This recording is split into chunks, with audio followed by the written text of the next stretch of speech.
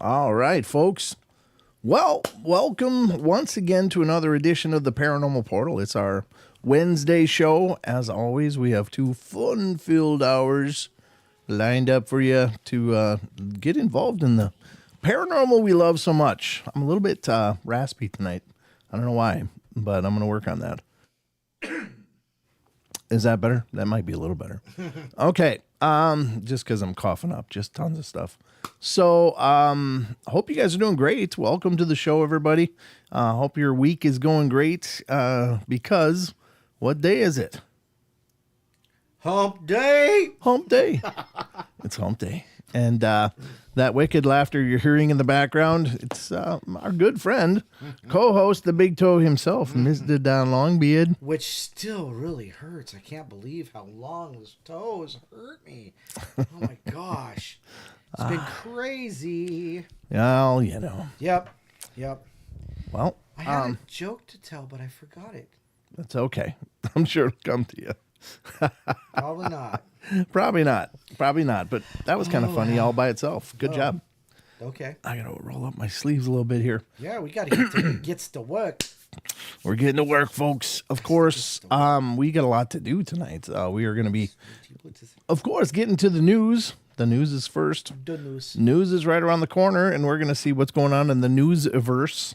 And hopefully it's good. I don't know. I pulled up some things I thought that were interesting. And then we're going to do some trail cam terrors. Oh, and nice. Yeah, because we're kind of, I don't know if you were aware of this, but we're going to move the question of the week down to one night a week. Oh, okay. So it's indeed a question of the week. Okay. Instead of 3 questions. Instead of questions of the week. The 3 questions of the week. Yeah, it was a trifecta before, but we're just gonna see if that works better. And because I actually found something to go over with you guys, and it's kind of current events, and we'll see what you guys think. And we'll talk about it because we got a lot to talk about, and then we're gonna do some more shadow people stories, and then we're gonna nice. Right, I know it's the gift that keeps giving, Don. Yeah, every show, we bring you a bucket full of fun. and or chum, whatever it is. It's either fun or chum. I'm not sure, We but carry a lot of chum around. there's a lot of bleeding parts everywhere. But yeah, the shrapnel of our past shows. Been probed lately, Brent? Dude, God, how'd you get to probing? Things are bleeding. I usually need dinner first, Don. I'm just saying. Sorry, stop the McDonald's. Just don't go. Decide not to eat. Yeah, just don't go right from how you doing to the probing. Jeez. Why not? I'm not that cheap. Just Come get on. to the point. I at least need a drive-through for God's sakes. I just went through the drive-through. Well, you didn't get me nothing. I So picked up my Pokemon you're cards and called it good. all right. Got to catch them all, Don. Oh yeah. Hey, Hey, I see Renee's listening. Hey, guess who played in Spokane? Renee, just right down the road from us. Mayhem and Cannibal Corpse. Friend of mine went. Didn't know they were coming. I missed them. Dang it. Well, Watch Corpse Grinder. He's got that hair. He just dude, whips somebody them. clip that. Somebody clip that. You just saw that. You got to send me a clip I of didn't that. see it. Okay, let me go. No. Oh, it just caught up. Somebody send me a clip of that. That's going to be a meme somewhere. Jesus, that was freaky. Wonderful. He's got the ZZ Top beard whipping around and stuff. It's crazy. All right. But I guess before we do anything else, we should probably get to some news, right? The news. The news, folks. It's time to see just what we were looking forward to learning about here tonight. And without further ado, No ado. the news. The news.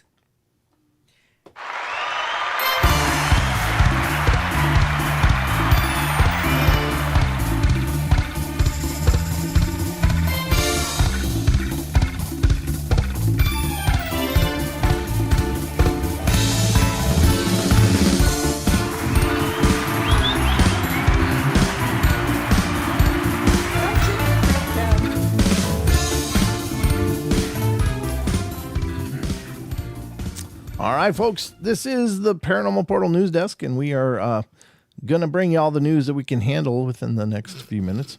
All the news you can probably handle, too, if you haven't watched this before. Please stop. Yeah, you're not gonna, hopefully you learn something, though. Hopefully some of this is reasonable. But, I just pull up a few things, and we talk. We talk. And we talk talk. amongst yourselves. Yeah, we talk amongst ourselves. All right, so the first one up, I got to look at things because I was kind of shuffling. You wound it up. The clown, I can't believe you touched that. Yeah, me neither. Actually, now that I think about it. Yeah, you went and got all creepy.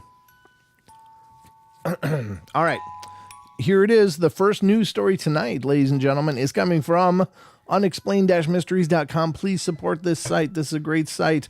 They do amazing stuff, and I still, to this day, love it just as much as I did the first day I found it, and if not more. But let's check it out. It says, the tomb of Cerberus unearthed by archaeologists in Italy. There was a tomb of Cerberus. Wow. I didn't know that. In Italy. In Italy. Well, they kind of took on the Greek mythos, so. Yeah, that's true. Jupiter, as in Zeus, became Jupiter, and Ares became Mars. All the pantheon was shifted. So I guess they would have probably adopted the Cerberus as well. And it was all based on Norse mythology. Probably. It actually but was, yeah. the remarkable sealed tomb, which is believed to date back 2,000 years, was found in Guigliano. Oh, my. Guigliano. Oh, boy. I think that's Guigliano, right? It's not, because, It's going to be pronounced something absolutely different than that. But it's just, I hope. talk about I hope Lori's bleeding not. all over. I hope Lori's not watching. I'm no kidding. I'm gonna get hate mail. It's gonna be like, oh my God, what's wrong with you? What's wrong with you? Said to guard the entrance to the underworld, Cerberus is a terrifying three-headed dog. Was undoubtedly one of the most iconic creatures in all of Greek mythology. Depictions of this terrifying beast have been found across the ancient world, and now it's been found again, and this time in a fresco found in the wall of a newly unearthed tomb in Gugliano, Italy. And the discovery was made when archaeologists spotted a curious wall that had been built using an ancient Roman construction technique known as opus incertum. Okay, Openness and insertimus. Sounds like some probing code. That's exactly where I would have went. Yeah, I know. That's how I get there, Don. It's a 3-dog night, someone said. Ray Caplet, it's a 3-dog night. You've like infected me with the Don virus, and everything I see now that just means that you're more interesting. Yeah, that could be. It turned out to be the wall turned out to be the tomb, which was sealed by a heavy slab. Inside, in addition to the fresco of Cerberus, they found a depiction of an ichthyocentaurus, a centaurine type of sea god, with the body of a human, the legs of a horse, and the tail of a fish. That sounds kind of like James Vieira stuff, right? Oh, yeah. Wow. Yeah. That's interesting. The tomb was extremely well preserved and did not appear to have been disturbed since antiquity. Wow. The tomb has been has frescoed ceilings and walls in perfect condition with mythological scenes that go all around the room and figurative representations, among which a 3-headed dog stands out, said Mariano Nuzzo, superintendent of Naples Archaeology, Fine Arts and Landscape.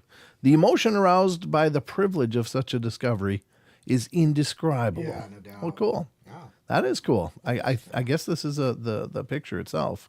So, yeah, I mean, that's really awesome. Yeah. Wow. Cool. Just wonder what else is laying down there under the dirt. Real. I always wondered that, if you just took a shovel any one place, could you just hit a ruins? And I guess you could, right? Yeah, I suppose so. Why not? They're down there. You threw a coin in Italy or Greece and you find something old. Yeah. Well, yeah. I mean, pretty much everything, right? Yeah, that's very true.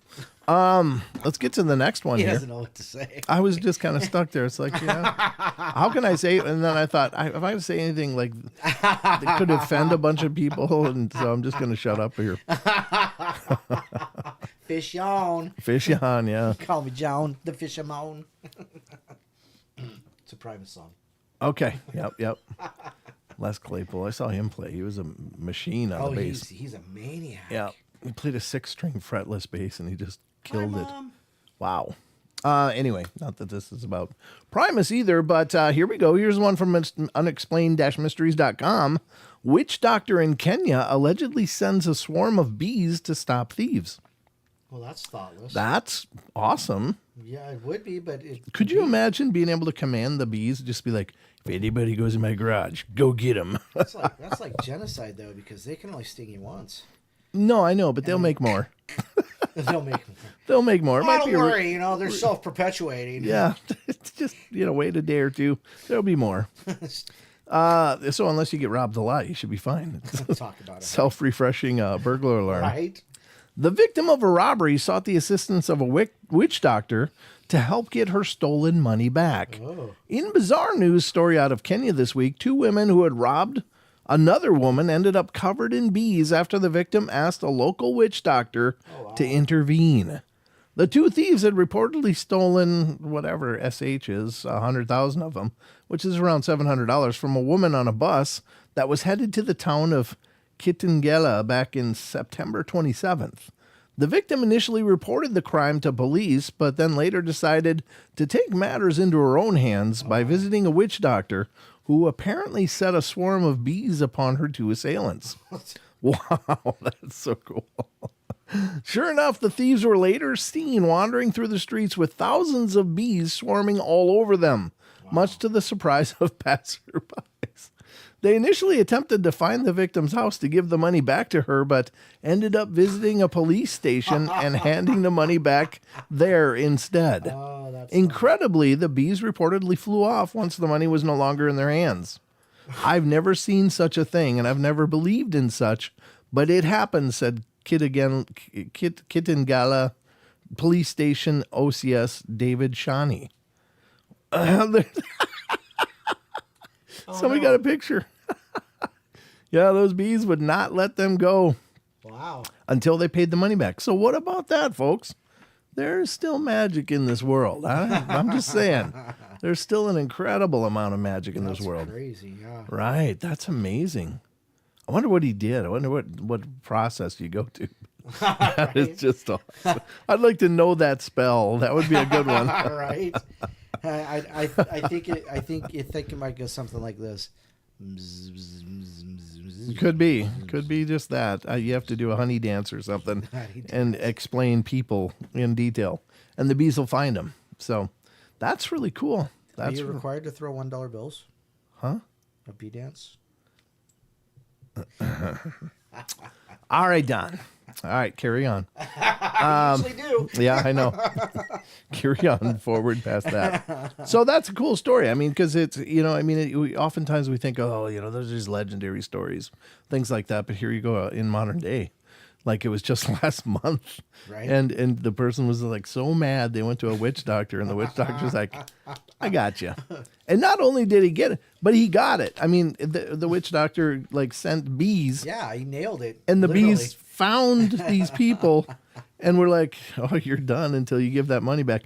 But at least the people had the wherewithal to go, oh, you know what? This is probably from stealing that money. Yeah, but how do you figure that it's from a witch doctor? I mean, well, this is Africa, probably, though. Yeah, they probably grew up with all this. Right. So they probably went, you know what? That was kind of stupid. Yeah. Well, he's like half covered would be, that picture was wild, half covered. Face. Yeah, that face is just covered with Just kind of like, swarm of bees. It says swarm of bees arrest suspected female thieves in Kitengala. That is brilliant. You know what? That's awesome. I love that story. I really do. I might even save that one just to relish in it a few times. I'm going to reread it because it's so cool. I mean, just think about that. If somebody ever robbed you, you could just go, and all of a sudden, like, there's swarms of bees going after people. Well, it's yeah, whatever. Make it rain. Yeah, exactly. Yep. Start throwing pollen. Wow, that's funny. That is funny stuff. That's amazing. It really is an amazing story. Yeah. I'm going to save that. I want to make a short out of that one. That's pretty cool. Wow. So what do you think of that, guys? You didn't hear that on the normal news. I'm just saying. You're welcome. Oh, geez. Rachel. To Hive and to Hive Knots by Shakespeare. Shakespeare. She said spear, but I was going with the B. Oh, Shakespeare. Okay. Use an ocarina to call the bees. I love it. I think that's a great story. Aggravated says, Portal Mom, what'd you give the kids tonight? That's beyond belief. Good one, Redcap. Oh, the puns start. It's a funny place in our chat. All right, let's get to the next story, and this one is our chat's in a funny place. Well, we are a damaged bunch. There's no question. But it's maybe that dysfunction that's brought us all together, that's folks. That's probably it. Yeah. There's a reason we found each other. It's because of resonance. Well, so Brent, I don't know how it got brought up. How did the Muppet Show got brought up? Oh, you said something. What was it? Oh, 5 minutes. 5 minutes. 5 minutes. And I was like, that's why we call the Muppet Show. Yeah. And so he asked me, he says, well, what'd you learn from the Muppet Show? I said sarcasm. Don's role models were those old guys in the old guys, yeah. in Walter and Stanley. Yeah, up in the booth. Those were the funniest part of the show, for sure. They really were. So anyhow. All right, getting to the next story from unexplained-mysteries.com. This is unusual. I think most of these things are bunk and ridiculous. Did you say bunk? Yeah. Wow. Most of the Hollywoodization of these things is bunk. But the priest explains why the new Exorcist movie is potentially dangerous. You just had to say that, didn't you? It's standing. Oh, look at this. Gosh. 3 of them in here. 2 in front of you and 1 behind you. I'm just saying what the news said. Any spirits It's because you said it was bunk. No, the Hollywoodization of it is bunk. Yeah. The Hollywood version of these things is just trash. As the headline says, the priest explains why the new Exorcist movie is potentially dangerous. Come on. That is a little creepy, I gotta admit. Yeah. You okay over there? Yeah, well, the spirits killed him. He choked to death. No, I'm just laughing so hard that I'm actually hitting parts of my lung I haven't touched in weeks. That is funny. What a cool night. And there was 2 before we even started the show too. Yeah, they've been hanging out tonight, folks. So Did Rotten we are Tomatoes not. rate this? We're not that good. Oh, you mean the story about the Exorcist? Yeah. Okay, a priest explains why the new Exorcist movie is potentially dangerous. And here it is. Real-life priest Helen... Oh, jeez. Oh, no, it's a big one. Okay. Well... Shut up, Don. Yeah, Don, don't run with that, please. Just try to make it out of elementary school for a while. Oh, you make my life so hard sometimes. I know.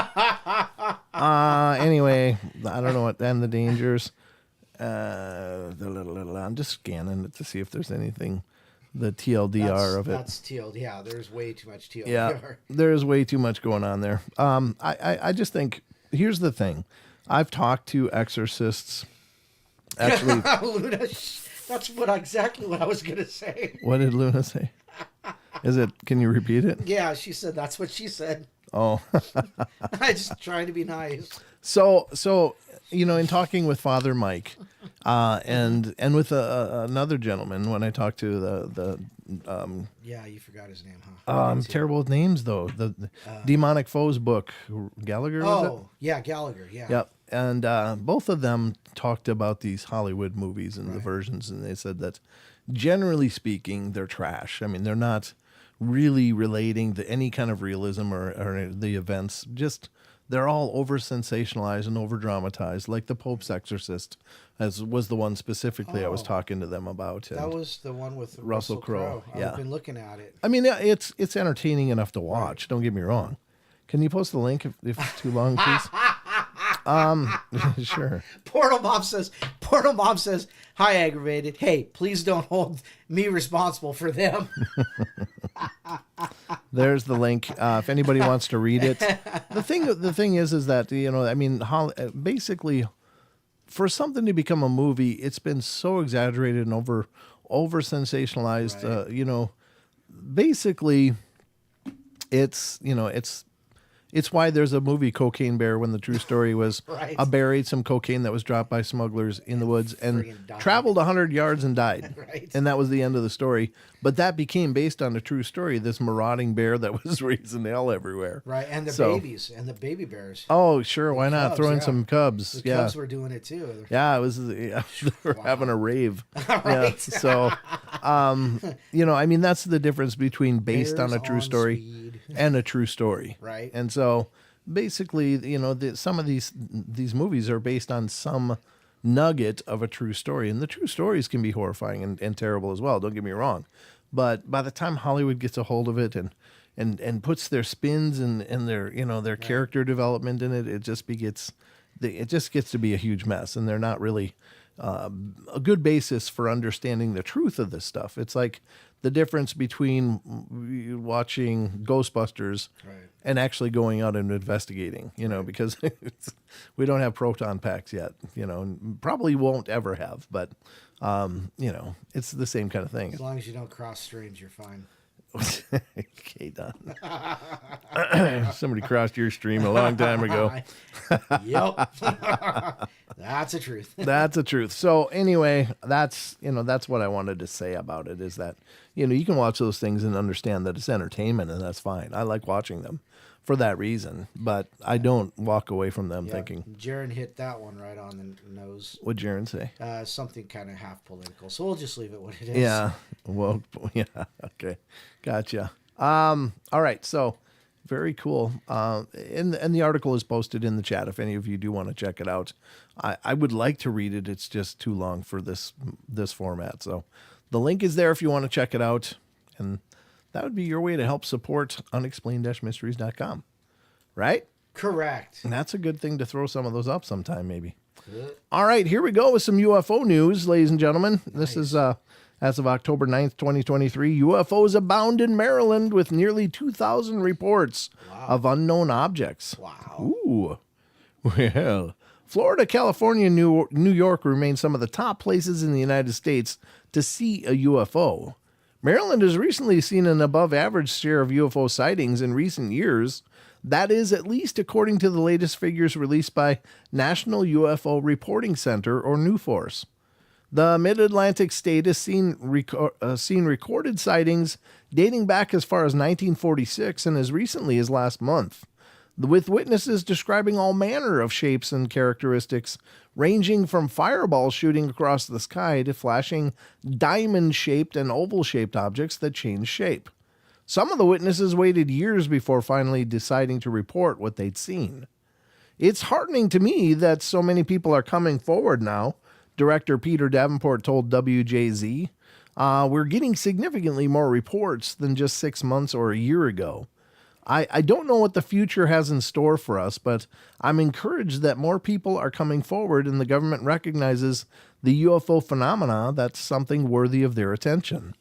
New Force's UFO sightings database can be viewed here. And I'll put that link in there as well, folks, because I think having a chance to look at these databases, you know, much like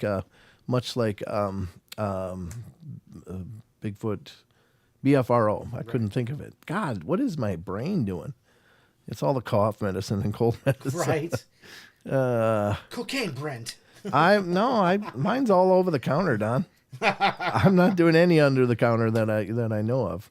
I do get the real Sudafed, so I guess that's kind of more. Right. But that's just because the other crap doesn't work. Right. And I can't breathe. I wake up with like shoe leather tongue, and it's like. Oh, nice. Yeah, I feel like, you know, when the mummy comes back to life. Right. I mean, that's like me in the morning where I was like, and dust comes out. Yeah, that's kind of me every morning when I can't breathe out of my nose. So, you know, it's kind of cool to hear from New Force again, though, because New Force New Force is just right down the road. Yeah, They're that's what I based out thought. of Davenport, Washington, which is just north of Spokane. So yeah, Sure. Maybe we should go visit them. Wouldn't that be something we should do that? You know what? Yeah, we should do that. We should do a field trip. Yeah. Let's do a field trip. Well, I wanted to do that field trip to Boring, Oregon, but I didn't say no. I thought that'd well, be no, fun. it's just it'd be great, but I just haven't had time to plan it. Got to get a hold of them too, but yeah, that'd be really cool. Yeah, that would be great too. But yeah, it depends on Mr. Cliff's schedule. Yes, sir. Because I definitely want him there. Yeah. All right, so that's kind of cool. There's a lot of new reports coming in, but I think again, the headline makes it sound like, wow, there's 2,000 just now, and it's not. It's just that more people are coming forward. Exactly, yeah. Because they're seeing that the atmosphere has changed for reporting. As more and more people talk about it, as you see snippets on the news that aren't jokey, laughy BS. That people are taking it at least seriously, and then more people are emboldened to go, well, you know what I saw, and it was, this. Right. So, interestingly enough, but yeah, the more people talk about it, the more people will be comfortable talking about it, and I think that's the takeaway here. We are getting to a disclosure, but amongst ourselves more than anything. I think, right, Don? Yes, sir. We'll go with that. Okay. That's the way we're going. That is the way we're going, and the other thing we're going is to be done with the news. That's the news, folks. Oh, goodness. I hope you guys have enjoyed this production of the Paranormal Portal News and learned something. Like it is possible to send hordes of bees after criminals. Incredible. Which is amazing. Nothing short of amazing. And what else did we learn today, Don? Oh, well, something else. We learned other stuff. Wow. That was the thing that stuck out in my head. I didn't know there was going to be a quiz. Well, it's just the pay attention quiz, Don. All right. Yeah. And I read them, and I still don't know what the hell I read. So what does that tell you? The bees are very interesting. The bees just got my whole attention. Wow. What do you guys think Colorado Bigfoot... Hey. Just quit getting up ahead of the train here, Jaron. Patience. Jeez. Patience. Talk amongst yourselves.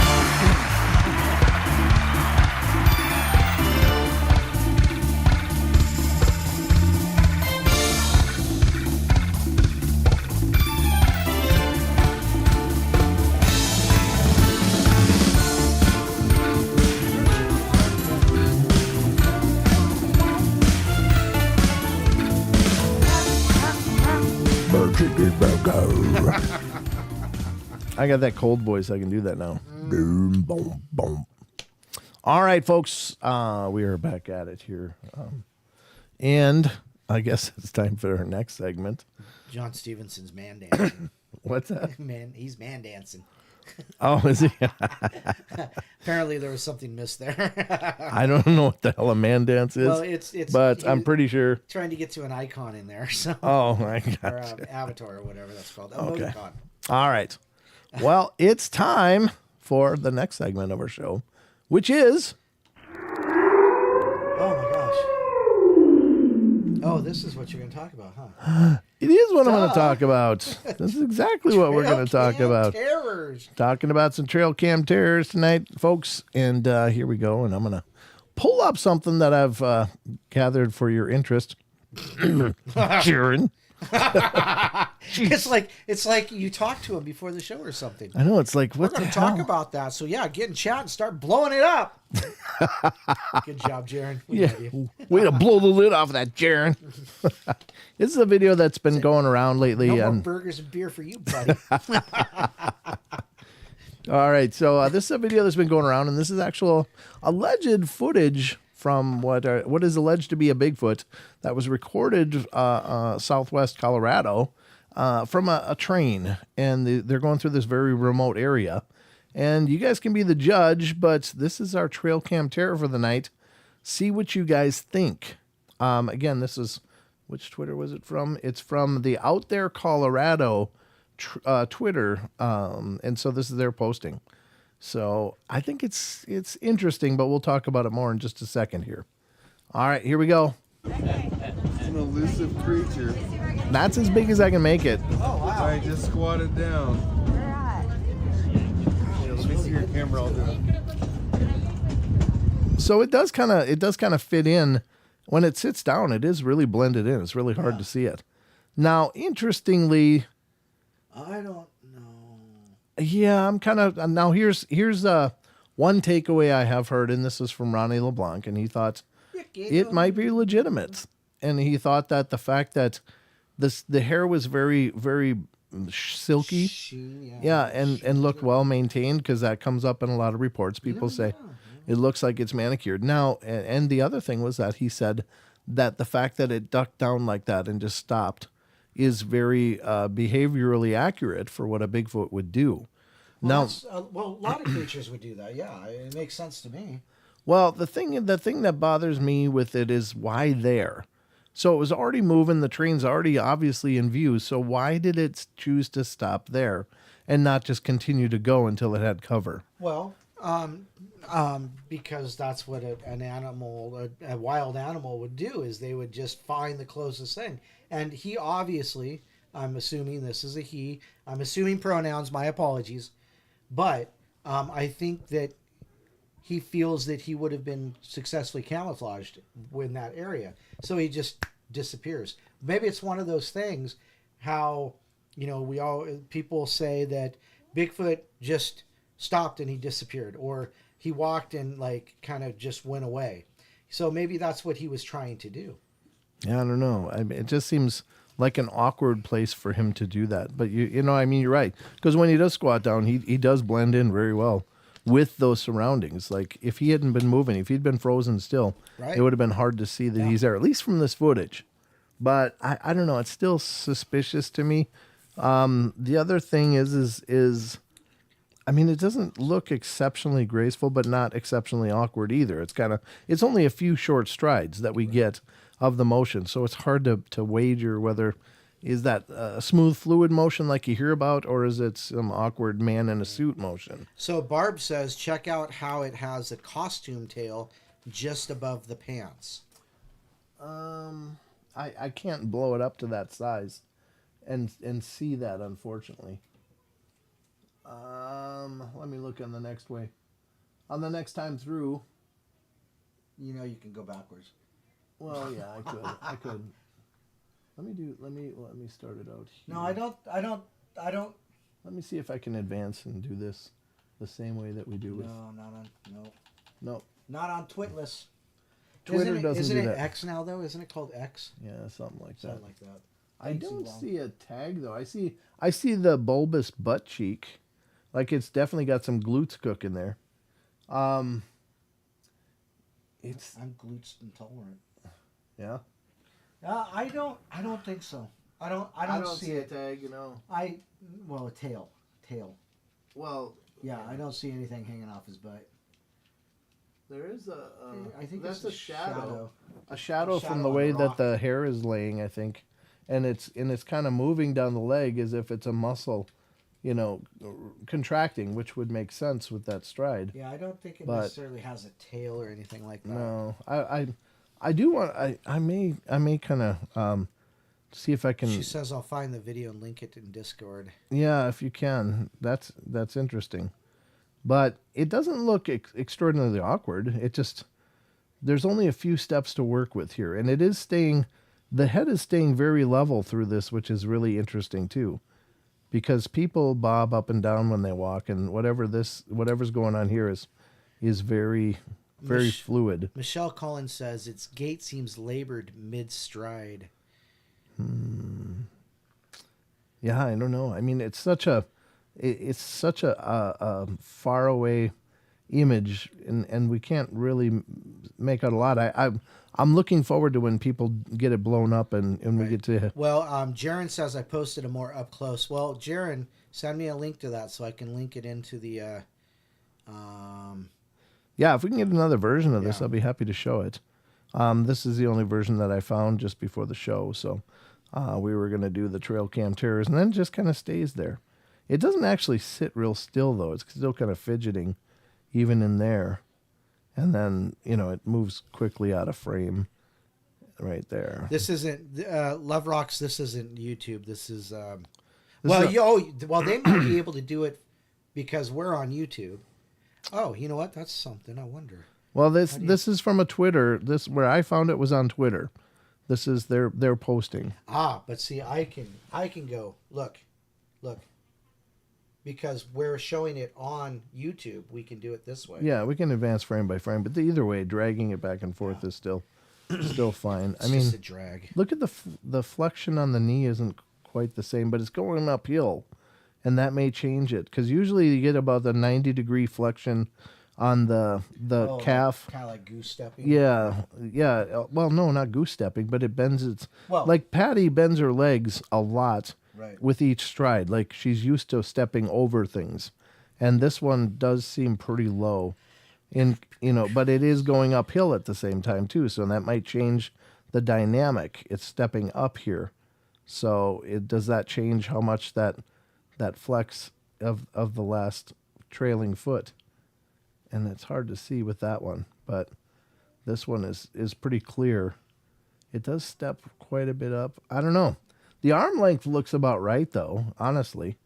If you look at where the arm length is compared to the knee there, that is pretty close. So it could be. I just question, why did it stop there? I mean, it knew it was in this open area and was traversing this, and you would expect that it would have gone afterburner, like boom, or just kept walking. Like sometimes they just notice people and go, oh, yeah, there's people. And then they just continue their stride that they were doing. But why it chooses to sit down here, maybe it's not worried about the people. Maybe it's just like, Maybe not. screw you guys. I'm just going to sit here and watch that train you're in. Maybe that's interesting. I don't know. It's hard to attribute enough to these few seconds of film to really understand. But Right. some things look really good and some things are questionable to me. So I'm not ready to jump on this is real, Right. but that's where my take is. Hey, there's Justin Goodearth. How you doing, bud? Hey, Justin. He says when I zoom in on my phone, the quality gets really bad. Yeah. Oh, Yeah. sure. Yeah. Absolutely. Yeah, it almost, needs to be. It unfortunately it's so far away. It's still filmed with it turns it into a potato cam. Yeah, once you get in and all you see is pixels, you're not going to make much out of it anyway. So there you go, folks. This is the new one a lot of people are talking about. I think it could be. I really do think it might be, but I don't know for sure. It's maybe not. Some things match up for me in my logical process, and other things are very curious to me. And Right. I don't know. I don't know for sure where the answer lies in this, but Diane Fowler says, "Hi, Diane." She says, "I think it's sitting still. I think by sitting still, it's less likely to be seen. I agree with that because of the it would pretty much blend right in with the rocks and such behind it. So I think that's fairly correct myself. Yeah, I don't know that that's it though. Because I think it knew. I mean, it would have heard this train coming way before it was in danger. I mean, way before it was in view even. Oh, Luna. So I think it just kind of sat down like it just didn't care. Kind of like so many reports, people say, well, it looked over and saw me and just kept going. Yeah. Like, oh, what are you going to do about it? Or what do you want? You know, sometimes they don't look panicked when people see them a lot of times. They just look like, oh, yeah, people. And just keep doing whatever the hell they're doing. Right. Like it's kind of an afterthought. So could have reacted to the sun glint off phone. Well, they're in a train, so I don't think. I mean, they're not out in an open cab where the sun's glinting off of it. But maybe the sun was glinting off the train windows, though. Maybe that's something, or the train itself. You know, that could be.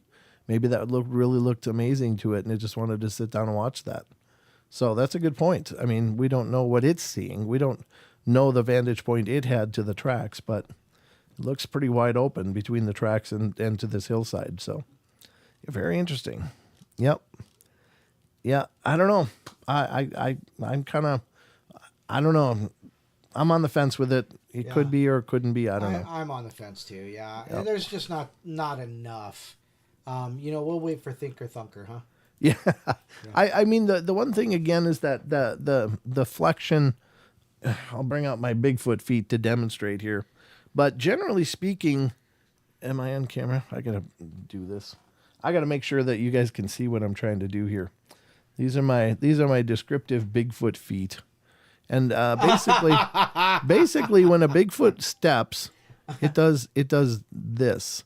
Like it steps almost at a 90-degree angle and then pulls its foot forward and then steps down, and then the back one will come up almost 90 degrees. So like the flexion is literally almost a 90-degree angle to the direction of motion. The flexion on those legs was very very low, as like a person. That looked more like a person's stride that might be wearing maybe oversized shoes or something. I don't know.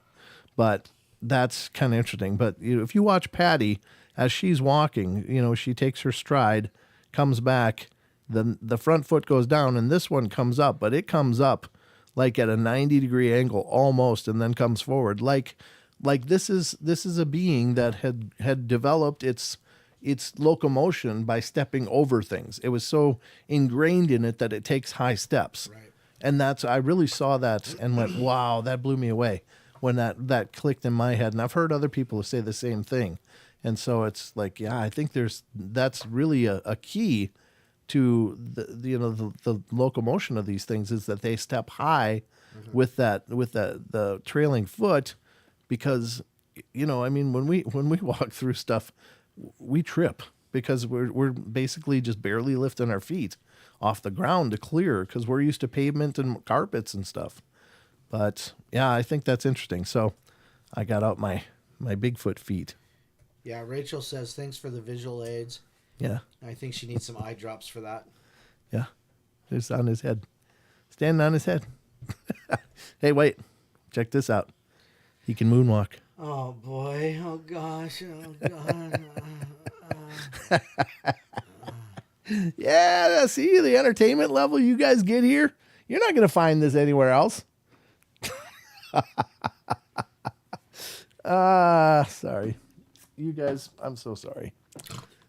Not as much as I am. Come on. I need some of them feet. Yeah, those feet are awesome. SoCal Squatcher Yeah.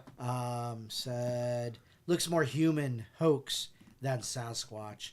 Well, and somebody else mentioned the arms. The arms didn't look like they were long enough or quite long enough. That's SoCal Squatcher as well. So. Yep. So, well, I mean, everybody's got, we see what we see, and that's all we can report on. So These are those little feet. They're really awesome. They look like little big feet. Oh, goodness. Aren't they cool, though? Those are awesome. Little big feet. You can put your fingers in them and walk, Yep. And it worked out as a good visual aid for this example, didn't it, Don? I need drops. You need drops? You need more than drops. Yeah, some sleep would be good too. Well, yeah. All right. So anyway, that's been another edition of Trail Cam Terrors. And if you guys see something you want us to cover on this, please, by all means, send them in. This was a request, I think, by Maggie, who said, "Hey, can you do some Trail Cam Terrors?" And I was like, "Well, I guess we can." As a matter, spooky fact. Yeah. What? Oh, as a matter. Okay, yeah. Gotcha. That was the ending. Okay, hold on. All right, this is getting back to the rest of the show.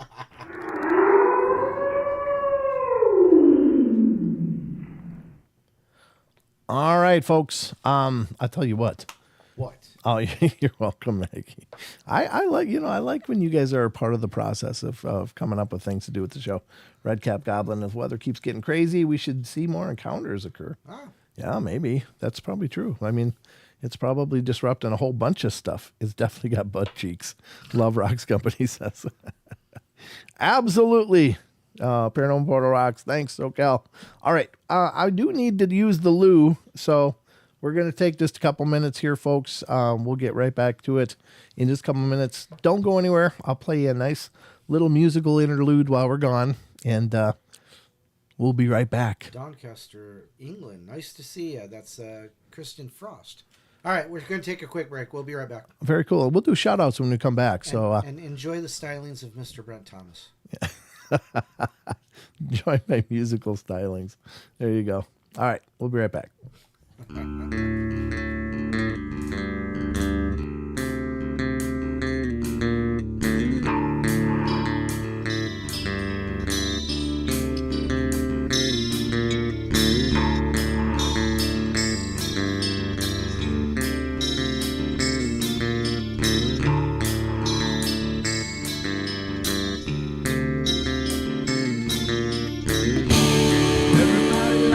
Play their games. Everybody loves to place their bets.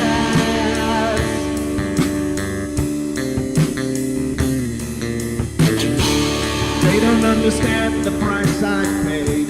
They don't care to comprehend.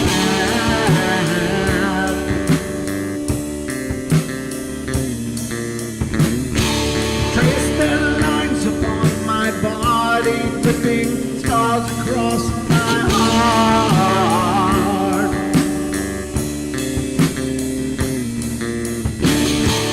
Raging anger pours inside me as their lies keep falling apart.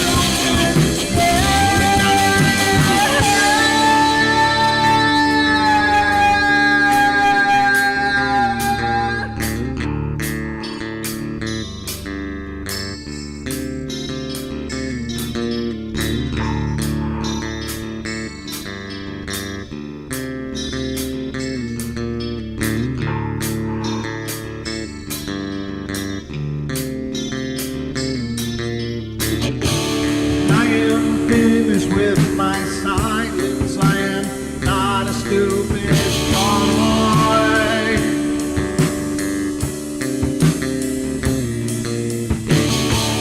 No more breaking me with kindness, just you dance upon my joy.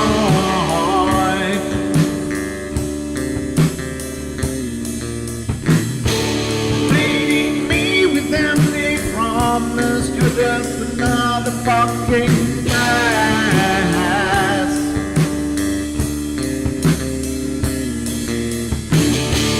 Taking off the slice of my sanity, just make sure that you're well fed.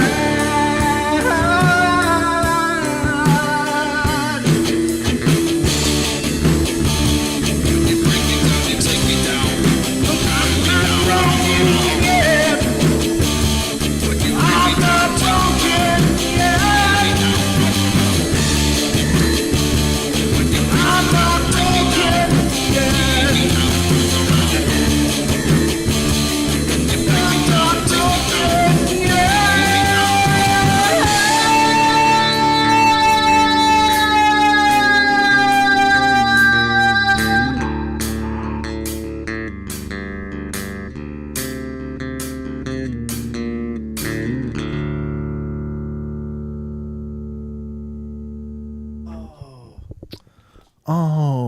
thank you guys. I appreciate the compliments. Yeah, that's a song from a while ago, but it's never meant to have been an ego play, but it's just that I know I can play that without YouTube pooping my bed. So, well, actually, didn't they do that one time over? yeah, they did. They did. Yeah, Somebody did file a claim on one song. I was like, no, I'm pretty sure I can play that because I wrote it. And then that claim just went away. Good, So, good. yeah. So, anyway, that happened once, but other than that, no. Thank you, Michelle. I appreciate that. Yeah, I love to write music. I love music, but I can't do enough of it anymore. You know, I do some. I mean, all the songs for the show you'll hear are things I've written, from the intro song to the exit music, and so everything on here, it's something I wrote. But yeah, I love doing it, but I just don't get a chance to as much. When the Paranormal Portal Rock Band going on tour. Right. Yeah, well, you know, unless the world needs another meatloaf, I don't think you need to see me on stage. not quite in rock tour shape. There is no damn way there'll ever be another meatloaf. Oh, jeez. You can call it beef roast. Oh, God. Where's the beef? Right here, baby. Right here. So Sorry. down, Clara. Yeah, so Arby's went through my head when you said that, actually. We're down a loaf. We are down a loaf. Yeah. What'd you say? I said Arby's went through my head when you said that. Oh, yeah, I know. Yeah. All right, so we're gonna get back to it now. That was it was kind of fun to do another Trail Cam Terrors again. Thank you, Maggie, for that suggestion. It's a good idea since we're not doing the question of the weeks except once.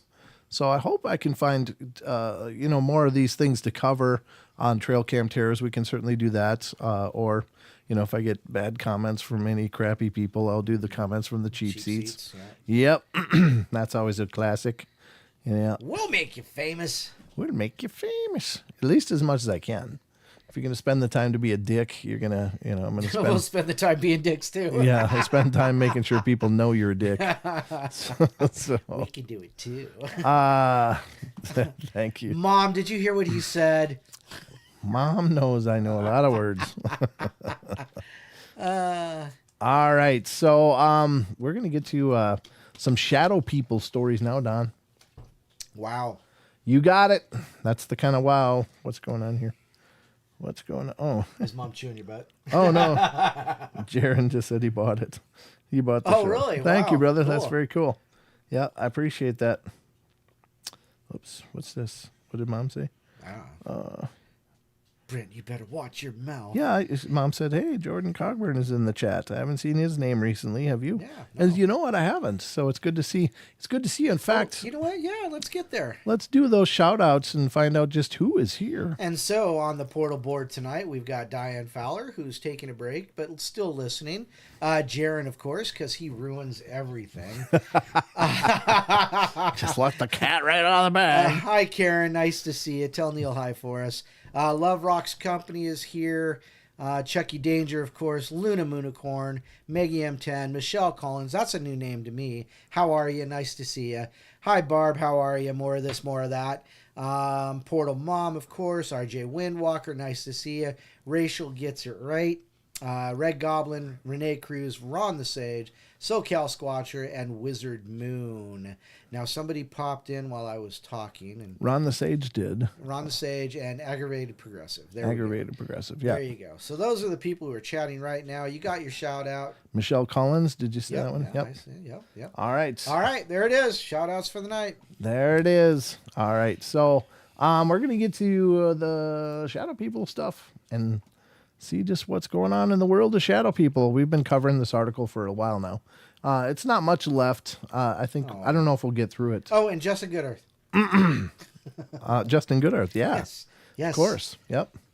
Love you guys. Glad to be here. Glad you're here. It's wonderful to see you. Thank you. I say hello to David, too. Where is that man? All right. Let's get to it. We're going to talk about shadow people. I know I love me some shadow people. How about you, Don? I try to avoid them as best I can. Well, so far you're doing good, right? I'd rather, as far as I know. All right, so let's check it out. We are going through a Ranker article. This is ranker.com. Shadow People Encounters by Amanda Ashley. It's Rancor.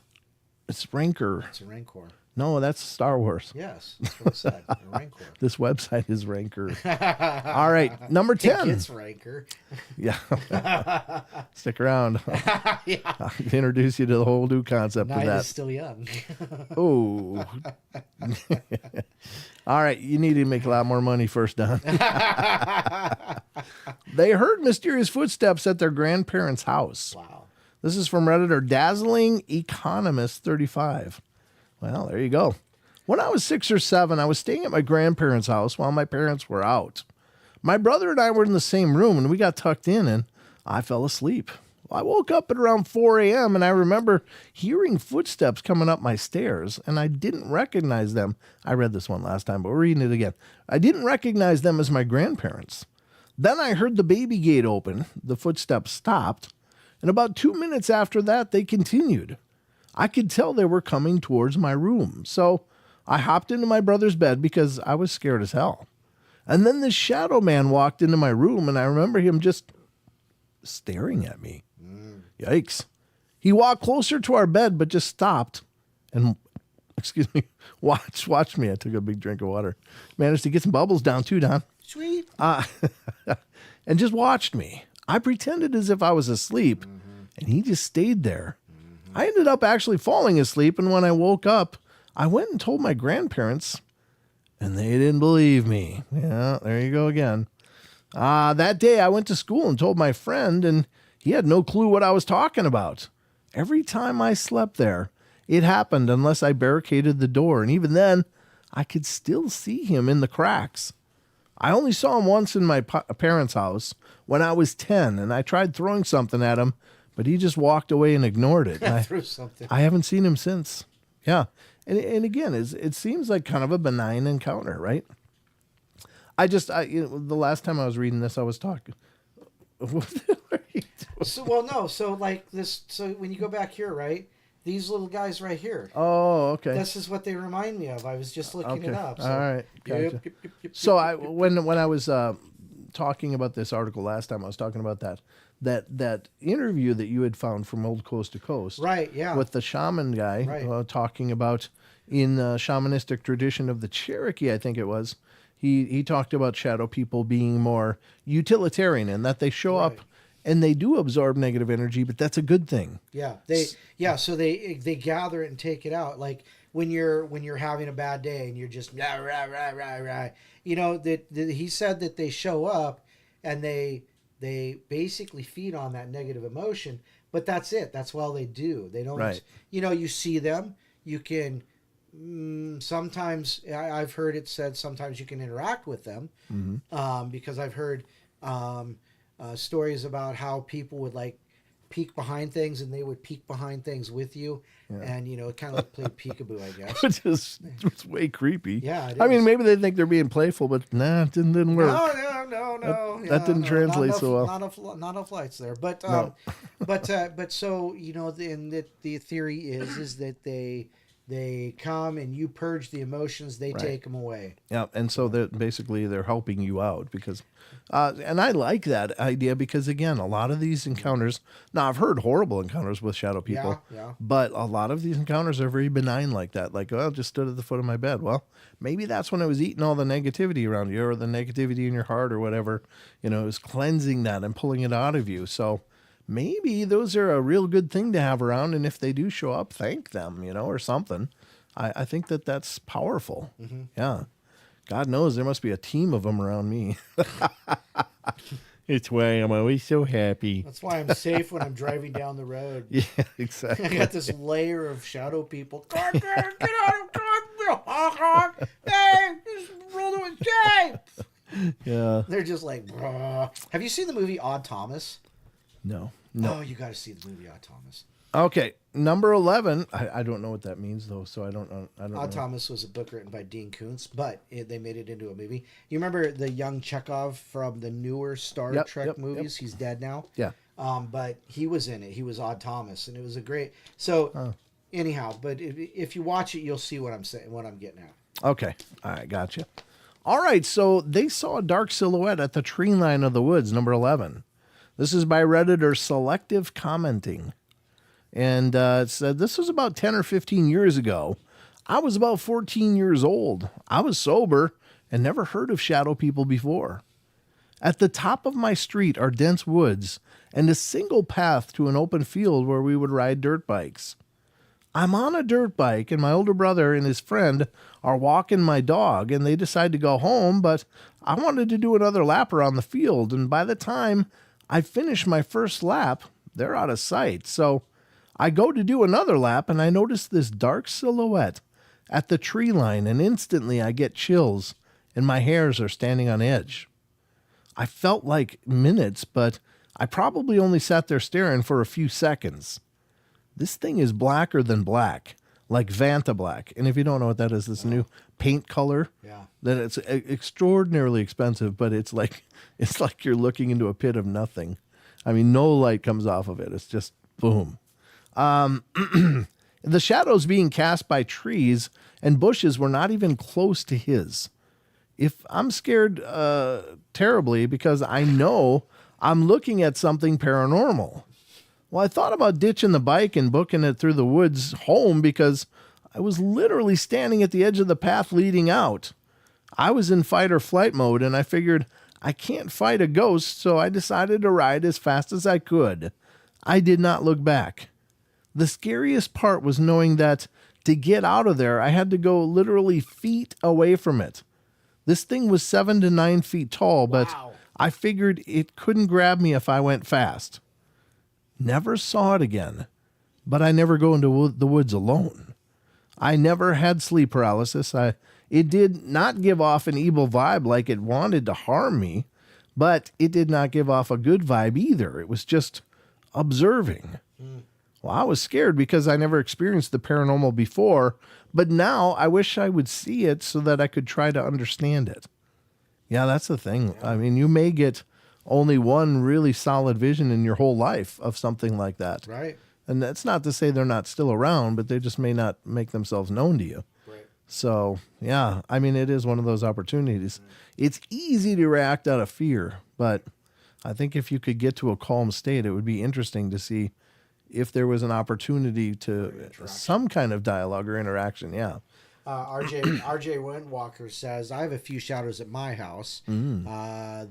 Though one I do have a problem with, it stands outside the shower when I'm in there. Oh, jeez. That would be a problem. Yeah, that's creepy. And again, that was one of my ghost stories has to do with being in the shower, right, being all soaped up, and then the water goes ice cold, and then I get done with the shower, turn off the shower after I rinse off in cold water, and the water's blasting, and it just occurred to me something was in there with me. Right. And being naked made it so much worse. Right.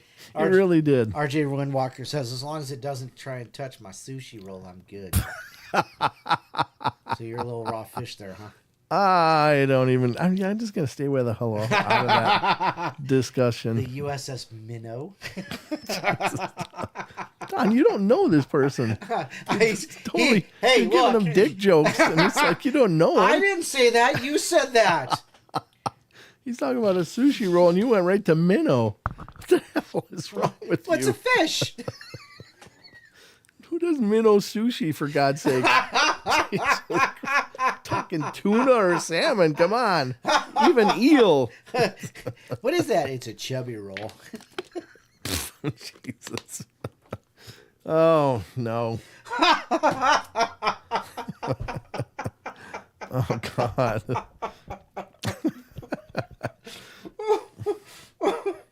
Look like a penis, only smaller. Sorry. This is going to get stupid. Yeah, I need a flushing noise sound on this board. It's got to be the flushing of a toilet. I'll have to get one so I can just plug it in. All right. Tighten it up, Don. Tighten it up. All right. And the skipper, too. Yeah, there you go. All right. Next one up, number 12. The siblings saw shadowy figures after a death in the family. Oof. Oh, no good. Yeah, I know, that'd be terrible. This is by Moto Mama. All right, when I was younger, my sister and I would both see a shadow figure circling the kitchen table. It was really strange. Looking back, we only started seeing this shadow the first couple of years after my dad passed away. I was 7 and she was 11. We saw this shadow for 3 years or so, and then it just stopped. When I was 19, I had 2 episodes of sleep paralysis. Around this age is when I started to develop general undiagnosed anxiety. This is also around the age my aunt passed away. My mom's sister, who had no kids of her own and took care of my siblings and me for a lot of growing up. I got sleep paralysis right after she died a couple of times. And even my ex one time thought he saw a shadow figure when I was sleeping over in his closet. You weren't sleeping in the... Oh, okay. The shadow figure's in the closet. All right. That was bad. I was like, what? Geez, he made you sleep in the closet? What a jerk. No, okay, I got it now. I woke up to him praying to God in Portuguese, and then I started freaking out because I'd never heard him pray before. He said he was freaked out, but after that, never saw it again. Anything again. Last August, my mom passed away, and around November or December is when I started seeing stuff out of the corner of my eye again. Again, that's where it starts a lot of times, right, Don? Yes. Seeing the shadows out of the corner of the eye. The last 2 months, it's been consistent, to the point of me being kind of afraid to be home alone without my boyfriend. Well, thankfully, we work the same schedules, so we're usually home together. And I also have 3 dogs. 2 of them sometimes will stare at walls or just at randomly sitting in the middle of the kitchen in the middle of the night. So I started closing my bedroom door at night, and I started closing my closet doors as well. I have a mirror that faces my bed, and I heard that's like a gateway for spirits. Can be, but, again, you hear that all the time. Oh, there's a mirror. There's mirrors. There's got to be spiritual gateways. Well, I think mirrors can be made into gateways, but they are not, by virtue of being a mirror, a gateway. There's usually a lot of things that need to be done in order to make them truly gateways. Anyway, without getting into any more specifics, that's just the generality of it. Right. So there's also a hallway in my house that leads to a back door that we never use. One of my dogs sleeps down there, and I usually get weird vibes when I look down that hallway. I've never seen a full figure in front of my face. It's always been in my peripheral, and it seems like every time someone close passes by, I get these waves of sensations. It says passes away. Yeah. Yep. You said passes by. Oh, passes away. Sorry. Yeah, It is a bit of a difference. It does. It has a whole different meaning all of a sudden, doesn't it? Yeah, passes away. I get these waves of sensations, and it makes me believe that my loved ones are visiting me, which I'm okay with, but it still generally freaks me out. I want to sage my home, but I haven't had the time to do it. I've also been asking my boyfriend to fall asleep after me, because if he falls asleep before me, my mind goes wild, and I start seeing things. Let the poor guy sleep, or else he's going to start seeing things. Yeah, no doubt. He's going to run out of Portuguese prayers. Yeah. Huh. That's pretty weird. And it does come up all the time, though, the whole peripheral vision thing. That's where people most notice things before, at the early parts of a haunting. I started seeing things like shadows flitting in the corner of my eyes. Right. And that's where it starts. Mm-hmm. So I don't know. It's very strange how hauntings start. They don't just start as all blown out hauntings. It'll be little subtle things, right. And then it builds and builds. It's like they need to build, their presence up in your mind or something first. I don't know how that works, but there's something, maybe quantum entanglement about it or something. I don't know. It's very interesting. All right, number 13, beckoning shadows would be seen inside of their home. This is by David. David? That's not what it says. Is that the real name there? I don't know. Is this by David? Is that what you're telling us? David. If your name is David, hello, welcome to the show. It's good to have you here. You can pop up on the radar and show us where you're at. If you did, I'd poop myself. Wow. Don, you walked solo through a lot of Saint Ignatius. Yeah, I did. Yeah, So you're I mean, absolutely right, why would you worry about this, right? Well, You got more metal than you think. METTLE. Yeah. This is by Pleased Don't Y'all. Please don't y'all. Okay. Or pleased on y'all. Oh boy. I don't know. It says, I've had two. One when I was 7. I was the only one awake in the house, and I was watching TV in the living room. I looked over at my open bedroom door, which connected to the living room itself, and I saw a shadow standing there, making a big sweeping come here motion towards the room. Well, I scrambled under my blanket, and when I came out, it was gone. The other time I was laying in bed trying to go to sleep, and I got on my phone to look at the Twitter or something, and I set it down, and when I looked back up the window, there was a shadow inside. I could just tell it was a woman. I blinked, and it was gone, but it genuinely scared me. There's been the occasional running in my peripheral vision, and once I thought there was a cat darting around my house and found nothing but nothing as concrete as those. Okay. Yeah, I don't know. What would you do, Don, if a shadowy figure was beckoning you to come into a room? A spider and fly comes to mind. Yeah, exactly. No. Come here, said the spider to the How fly. about this? How about I bring like this giant roll of sage with me? Yeah, a big log. Yeah. A big log of sage and frankincense. Yeah, I don't know. It would be a creepy thing. And again, is it necessarily evil, or could it just really be a benign presence? I don't know. But how do you roll those dice? I mean, if you can get to a point where you're able to vibe it out, maybe you'd find that it was just literally a kind spirit, but maybe not. Yeah. Anyway, number 14, they asked the entity to leave while working in a former morgue. B in the know is this one, letter B and then in the know. I worked in a place that was converted to offices, but had a history of being the city morgue. Yeah, you're in for trouble then. I was startled by a shadow person when I was looking at a picture in the bathroom. It was just a little bit taller than me and seemed well groomed. I politely asked it to leave, and within seconds, it disappeared. There are many sightings at this company, but I never felt threatened by them. And I worked into the night many times. Well, that's cool. See you there again. The person just claimed their space. Right. Yep. Yep. Hey, I'm not good with this. Can you just take off, please? And then boom, it did. Yeah. So, problem solved. Yeah. Sometimes it's just a matter of putting it into the vibration, the power into the Yep.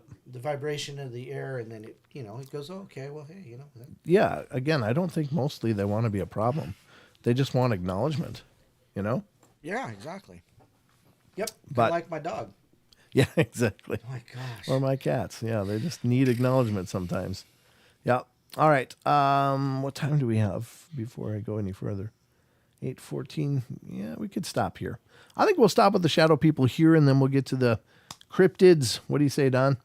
I say let's do some cryptids. Cryptid time, folks. It's time for the cryptids. So without any longer waiting, rather than saying further ado again.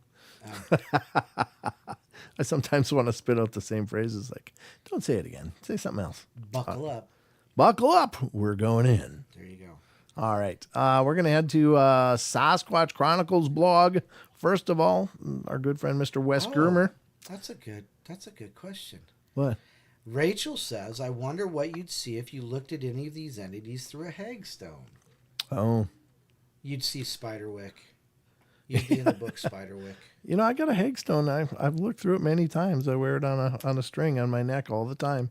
And I've never seen anything through the hagstone. Never seen anything interesting other than the same room that I'm seeing or the same places that I see when I'm out in them. So I don't know. Must not have the vision. Like we were talking about when we were coming back from St. Ignatius, we were talking about, was it St. Yeah, it was St. Ignatius. It was St. Ignatius. And it's like, you talked about how, you're talismaned up and, my spirituality and how I protect myself that way. Yep. And so, it's like maybe we don't get especially if we're together, maybe, I don't know, because maybe it's just, I'm the anti-magnet, I'm the repellent. You're the anti-ghost. ghost repellent. Well, I tell you what, that pyramid thing was working until you walked in the room. Then it was like, No, Don, stay away. it was like somebody hit the brakes and it was just like dead after that. I was like, wow. Ba-dum-ba. It was, I don't know. It was just, maybe it was a private moment. It wanted a private moment. Hey, cutie. Hey, what you doing later? When you get rid of your friends, come on back. I'll be here all night. No. And tomorrow. And next night. In fact, I'll always be here. Meet me in the morgue. Come see me, please. Yeah. So we're going to go to Sasquatch Chronicles blog, ladies and gentlemen, and we're going to visit a couple of the stories he's got over there written by listeners. SoCal Squatcher said he's a champion. A champion. A champion. For what? A champion. What's a champion? Brent. Well, him too. Wes is a chump. Ian. Champion. He said champion? Yeah. Okay. Yeah, he is. Yeah. Too much. Does a hell of a job over there. Goes a little too far. Oh, you kidding me? Yes. He cut a lot of the ground we're walking, brother. That's true. That's true. All right, so You know I love that guy. Yeah, we do love Wes. He's a pretty amazing guy. Sasquatch Chronicles blog, October 9th, encounter in Texas. Ooh. A listener writes, I was in 7th grade, around 12 or 13 years old, when I had my encounter. It must have been either fall or spring following the September 11th attacks around 2001 or 2002. I can't quite recall the exact time of year. I do remember it wasn't winter because it wasn't cold, and it wasn't summer because it was during the school year. I found myself on a hunting trip with my father in the far northeast part of central Texas, and we were on a private hunting ranch owned by one of his friends. It wasn't deer season, and we were the sole occupants of the area at that time. There were several other vacant cabins nearby. This was more of a weekend getaway than a serious hunting expedition. We were there to immerse ourselves in the outdoors and hunt varmints, as my dad would say, or if we got lucky, a wild boar. The place itself was quite idyllic, with goats, sheep, and a small herd of cattle, and there were even several bison that I became enamored with. During one of our hikes, I stumbled upon an actual arrowhead half buried in the dirt, and I still regret losing track of it somewhere along the way to my adulthood. My father and I were hiking the property, and we were exploring and scouting potential hunting spots. I had my trusty .22 rifle, and he likely had his .30-30, though I can't recall for certain. I just meant certain, and then the T came up. As we walked along the game trails deep in the woods, we had encountered some wildlife. We did see some wild pigs, but nothing seemed out of the ordinary. Then, as I gazed around, taking in the surroundings, I happened to glance to my right, and there, perpendicular to our trail, was a clearing. It wasn't expansive, but it was a narrow tree-lined opening in the woods. I turned my head to the right, peering down that clearing, and to my astonishment, a massive bipedal creature strolled across it. The thing was moving parallel to us. It crossed the clearing in 1 or 2 strides, whereas it would have taken us 3 or 4. And it seemed utterly indifferent to our presence. There you go. Yep. The creature was tall, taller than my father, who stands a little over 6 feet, and unlike the stereotypical Bigfoot image popularized in the media, it appeared more lanky. Its arms hung low and its legs swung with each step. Its long, dark brown or black hair resembled that of a well-kept, long-haired dog. There you go. Not matted or tangled. It moved in complete silence. And if I hadn't seen it with my own eyes, I would never have known it was there. There were no unusual orders, only the typical sense of the woods. I grew up watching paranormal mysteries and episodes of Unsolved Mysteries, and I recognized what it was the moment I laid eyes on it, yet I didn't feel fear. I didn't utter a word to my dad, and instead I continued walking as if nothing extraordinary had occurred. I must have been in shock. I never caught sight of it again, but I was certain it was still nearby. That night turned out to be one of the most unsettling experiences in my life. I believed that I'd wake up in the darkness and find that creature standing outside the curtainless window. It would be looking in at me right across from where I was asleep. I did confide in my dad that I was afraid of Bigfoot, but I never disclosed what I had seen. And to this day, I've never spoken to him about it. I can't say I slept much that night. I remember lying there, gripped by fear. I resented my father for bringing me here for the weekend, and yet nothing else transpired. There you go. Just a chance sighting, I guess. Yeah, and you know, and you pointed it out. You know, well, you went, well, there you go. You know, you talked about how when we were talking about the Colorado Bigfoot, about how it looked like it was very well kept. You know, it like washed its hair and you know conditions, and you know, and then also you know, so but you know, so parallels to things we've already talked about today. Sure. And also the indifference that you mentioned. You know that sometimes they just indifferent. They just don't care. Yeah, so. They don't seem to care. Sometimes they seem to care, and other times they just couldn't care less. Like, oh, you? Yeah. Maybe it's the difference between if they're intransitory from one place to another, or if they're in a place that matters to them. Right. And that's the difference in kind of encounters. It's like, wait, this is an important place because they're pissed, or no, it must have been on its way somewhere because it didn't seem to care. Right. So I wonder if that's part of it.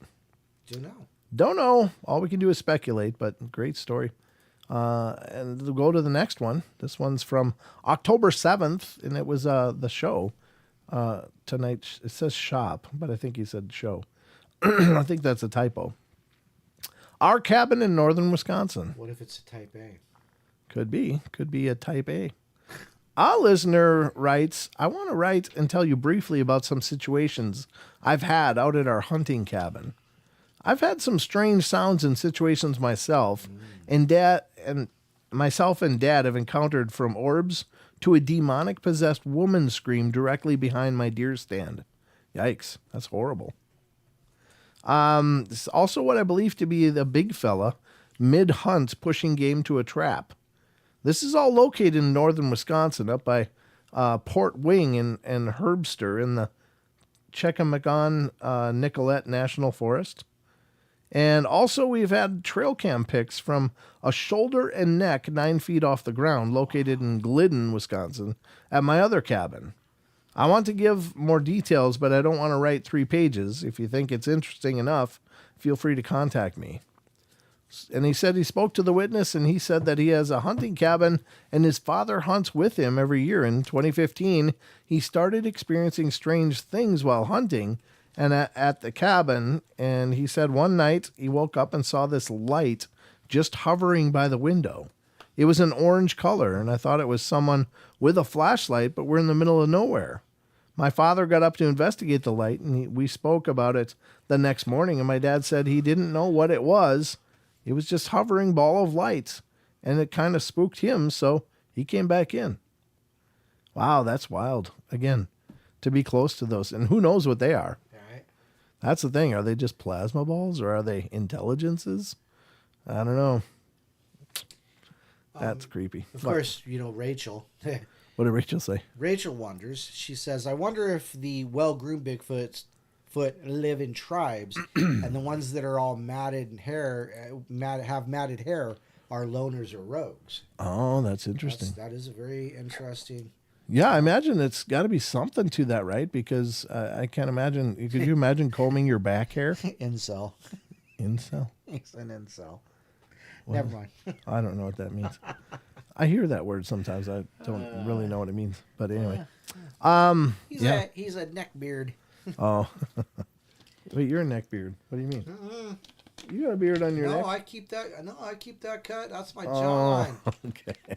I have a jawline. I got you. All right. So. Oh no, that's clean. Okay, clean. You're not a neckbeard, but you can't tell because it goes right down to your chest. Yeah. So you can't see what's going on under there. I'm a wizard, Harry. All right, let's get to the next one here. And this is from, I don't know, what do we want to do? Ooh, that's another good point, Karen. Yeah, don't monkeys and apes groom each other? So wouldn't you imagine that maybe? Yeah. Well, that's my point. Could you imagine trying to comb your own back hair if you had a back full of hair? No. I mean, you couldn't do it. I got a freaking sweater on all the time. What are you talking about? That's not quite true, but... I was just going to remain quiet. All right. October 4th, 1971 Westville, Texas encounter. Wow. A listener writes, I was 11 years old and had never even heard of Bigfoot. On the morning of this encounter, I was in a deer stand, sitting my back against a small oak, my legs stretched out in front of me. I was armed with a single-shot .410 shotgun. Wow. What's he shooting? Little tweez? Squirrels. A squirrel deer. And I was facing north, waiting as my father made a drive in my directions in hope of flushing a deer. He'd left me on the stand perhaps 45 minutes prior. Where? Westville, Texas, just west of Groveton, Texas, Trinity County. Nearest roadways, highways 287 and 94. When? November 1971, shortly after sunrise. Conditions, cool, clean, around 50. Cool. Terrain, heavily wooded, pine, oak, rolling hills interlaced with numerous creeks? Oh, creeks. Okay, creeks. Sorry. Just as the sun began to rise, I heard a large hunter, or so I thought, approaching from the southeast at a distance, my 4 o'clock, and I immediately grew concerned because we'd never encountered anyone on this property, and the thought of another hunter walking up on me was, needlessly to say, very worrisome. Since it was a clear, dry morning, I could hear the leaves crunching under the feet of this man every step he took. That said, I grew fearful because I could tell this individual was quite large, judging from the sound of his footfalls, and that was compounded by the fact that if he was a hunter, why isn't he trying to be quiet? Maybe he was doing a push. When he was almost on top of me, he stopped abruptly, perhaps 15 feet away to my back right. And I didn't move a muscle, but using my peripheral vision, I could see a tall 6-foot-plus dark hair covered form standing there. Due to the fact that I was sitting against a tree looking back without turning my head, I could really only see the right third or so of his body. In the early morning light, he looked to be chocolate-reddish brown and was very muscular. From the angle I was looking at him, it didn't seem like he had a neck or to speak of, and his head almost appeared too small for his body. Further, because he was somewhat backlit, his face was a shadow, so I couldn't see any facial features. Well, it goes without saying I couldn't grasp what I was seeing because nothing I'd experienced or had ever even heard of could have prepared me for this. I felt numb with fear and almost fainted.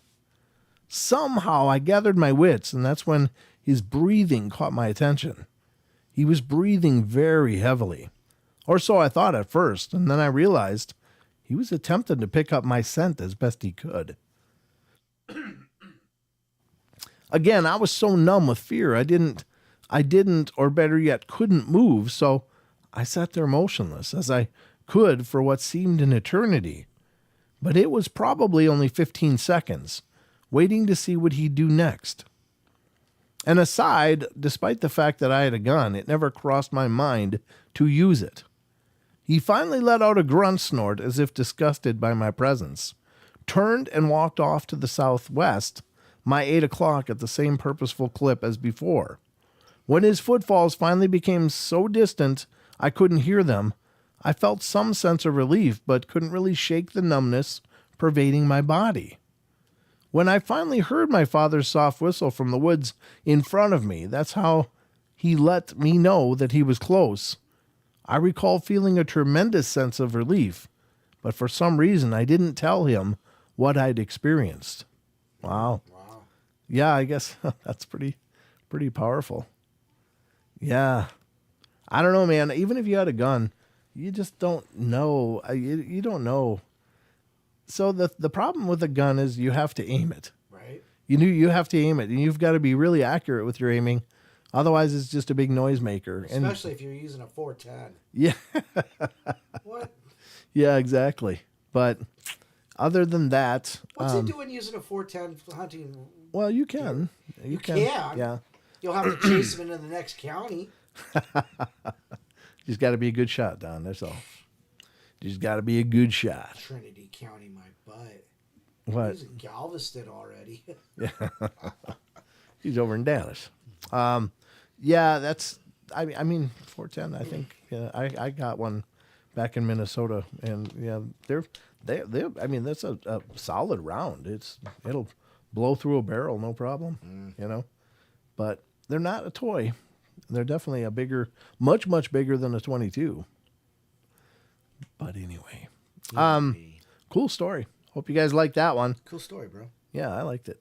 Now we're gonna get to some Lon Strickler stories. What are we doing for time here? We're 8:30. 8:30. Perfect timing to visit some phantoms and monsters. What do you think, Don?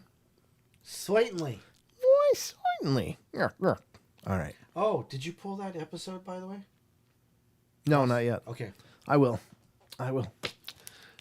We got to do that, don't we? Yep. Yeah, I'll do it tomorrow. Give me homework on my old show. What the hell? Yeah. I have, 3 episodes to do already? Yeah, you got a truckload over there. We've had a lot of interviews lately. Holy cow. That's wonderful. All right. So we're going to head over to phantomsandmonsters.com. And, of course, this is our friend Lon Strickler's site. And if you are paying attention, you'll know Lon was on the show recently, and a great guy. Had a great discussion with him about all the strangeness of his world of phantoms and monsters, and just had a great time. So if you haven't seen that, go back and watch it, and definitely head over to phantomsandmonsters.com. Support what Lon's doing. Oh, excuse me.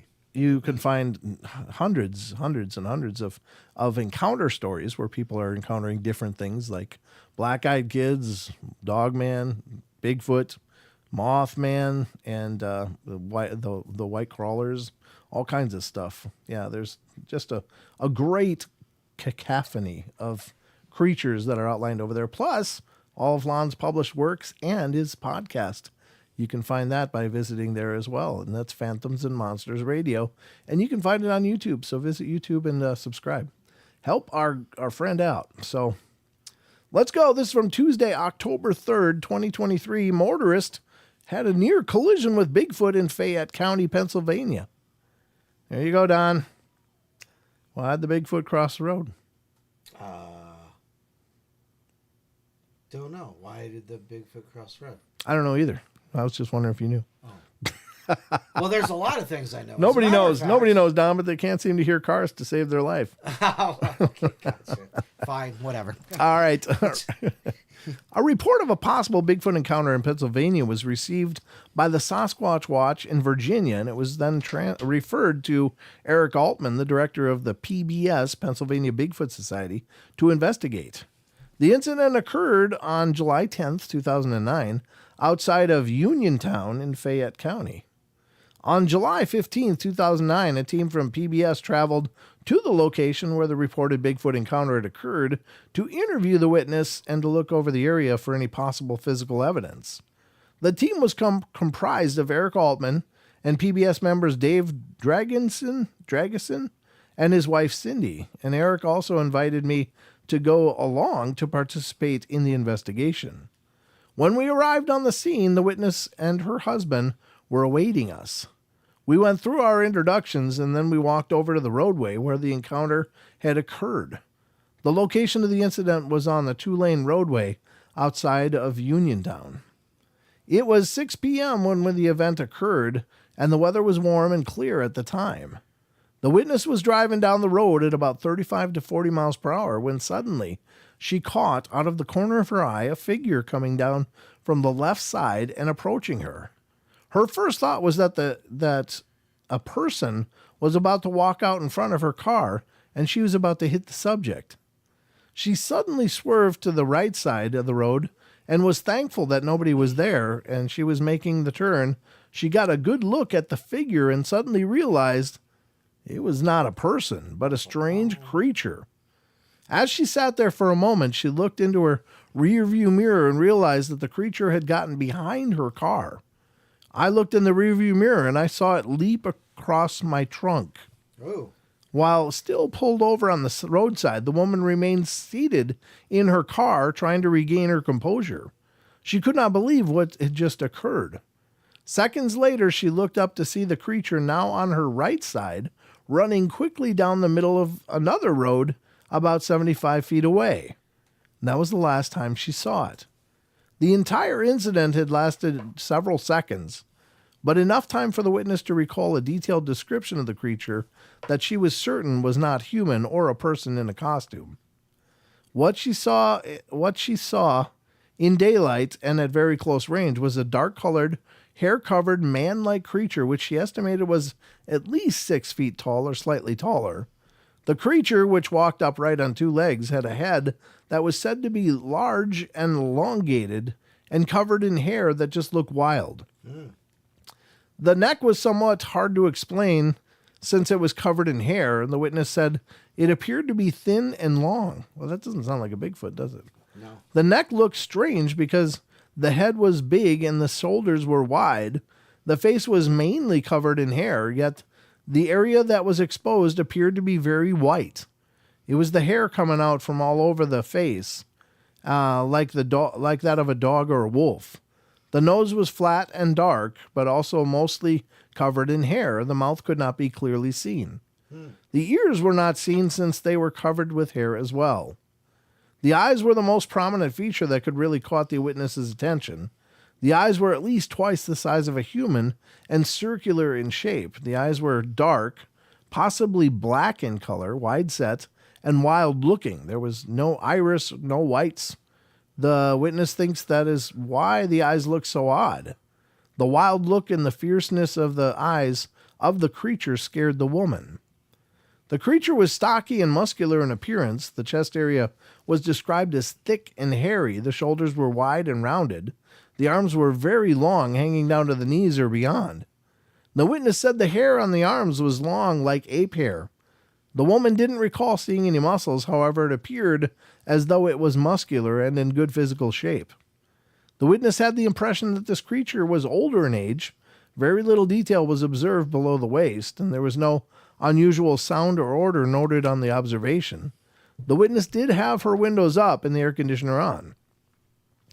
At the scene, Dave Dragonson sketched an illustration of the creature under the direction of the witness, and Eric and the witness's husband searched a wooded area not far from the location of the encounter, but nothing of interest was found. We also went over to examine the car, and as I was looking over the car body, I noticed what appeared to be an unusual scratch mark on the trunk surface on the left side of the vehicle. I pointed it out to the others as well as the woman and her husband, and they had never seen this surface area damaged before. The affected area was about 6 inches from the left tail light to the first striation of the scratches. The scratched area was about 8.5 inches long and 2 inches wide. There were numerous vertical and horizontal, very thin scratch lines that went into the paint's surface. There is the possibility that this might be related to the creature's movements as it leaped across the trunk area from that side. As was my impression that the witness was very sincere and competent, and she described to us what she had seen and experienced that night. It was evident that she was still emotionally upset by what had occurred. The witness told me that after the encounter, she drove to the road, down the road a short distance and just parked her car. She sat there thinking about what had just happened. She was trying to convince herself that this was a person, but realized it couldn't have been. These are her reason why she feels it's not a human. A, the rate of speed the figure came across into the path of her car. It didn't care that it was going to get hit. B, the fast movement of the creature and the way it leaped over the trunk. She also had a good look at the creature and some facial features. The eyes of the creature frightened her. And when she arrived home, she waited a little while before telling her family about what she had seen. She was initially met with some disbelief from her children. Her husband listened to her and believed that she had seen something. He told her she should call the police to see if anyone else had reported seeing something similar. The witness said she was not calling the police, concerned that she would be ridiculed. The direction the creature was last observed moving towards would take it into heavily wooded area in the direction of Jumonville? I don't know. There has been a long history of Bigfoot sightings being reported for many years in this same general area of Fayette County. There you go. There you go. So it's more of a field report than anything, but still, I mean, what do you do with that? the physical description is what's so unique. Yeah, like a rogue, like Rachel brought up. Right. But the hairy face doesn't sound right. Right. And being, did they use the word gangly or? The arms seemed like they were, kind of long and gangly, I guess. So yeah, it's down to the past the knees. Mm-hmm. They went to the knees or further. Yeah, so that kind of had the gangly appearance, I guess. But yeah, strange. Well, good news is there's another one. This one's from October 3rd. 2023, scaly clawed monster attacks car near Riverside, California. Now, the interesting thing is that there are a long history of reports from the California area of these lizard people. And it also continues into the desert areas of the surrounding states as well. But there's actually legendary stories of a great tunneled city under LA that was the home of the lizard people. So make of that what you will. I've heard some of the claims come out of there, and it sounds pretty terrifying, really. I don't know. I don't know what to make of them, but it's crazy. Let's see what it says, though. Scaly monster attacks cars, reminiscent of the Thetis Lake monster. The following article was published in the Greenville News in Greenville, South Carolina on November 10th, 1958. So this is an old one. How long is it? Not too long. All right, let's check it out. And it says, Riverside, California. Funny thing happened to Charlie Wetzel on the way home Saturday night. A monster jumped out at him. Well, that's what he told authorities, who planned to continue an investigation of the incredible story. Wetzel, 24, a resident of nearby Bloomington, reported soberly that he was driving on a street near Riverside when a frightening creature jumped in front of his car. It had round, scarecrowish head, he said, like something out of Halloween. It wasn't human. It had longer arm than anything I'd ever seen. When it saw me in the car, it reached all the way back to the windshield and began clawing at me. It didn't have any ears. The face was all round. The eyes were shining like something fluorescent, and it had a protuberant mouth. What does that mean, a protuberant mouth? It was scaly like leaves. It said Wetzel said he became terrified when the creature reached over the hood of his car and began clawing at the windshield. That'd be a hell of a reach, yeah. He said he reached for a .22 pistol he had in the car. I held that pistol and stomped on the gas, he said. The thing fell back from the car and it gurgled. Of course it did. The noise it made didn't sound human. I think I hit it. I heard something hit the pan under the car. Sheriff's office said that Wetzel pointed at some thin sweeping marks he said the creature made on his windshield. They went to the scene of the claimed apparition, but they said they could find nothing to prove or disprove Wetzel's story. The scene is at a point where North Main Street dips and it crosses the Santa Ana riverbed, which is usually almost dry. Wetzel said he told the story to his wife, and she induced him to phone the authorities. I kept saying no one would believe a story like this, he said. Sheriff Sergeant E.R. Holmes said he thought perhaps a large vulture might have flopped onto the hood of Wetzel's car. Wow. Sometimes cars hit them when they're in the road eating rabbits, and cars have killed rabbits and eating rabbits that cars had killed, he said. So he searched the area himself on Sunday, but, said Holmes, I didn't even find a feather. It was Holmes, huh? Nice job, Sherlock. Game is afoot. Come watching. Yeah, exactly. Elementary. What if it was a Santa Ana? Where was this again?